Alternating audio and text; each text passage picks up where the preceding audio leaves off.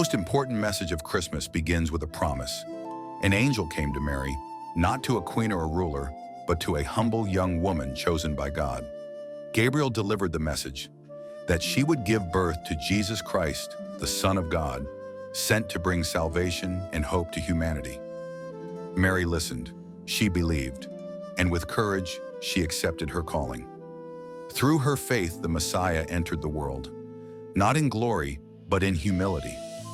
That night, a child was born who would change the course of history, teach love, forgiveness, and compassion, and bring light into the darkness.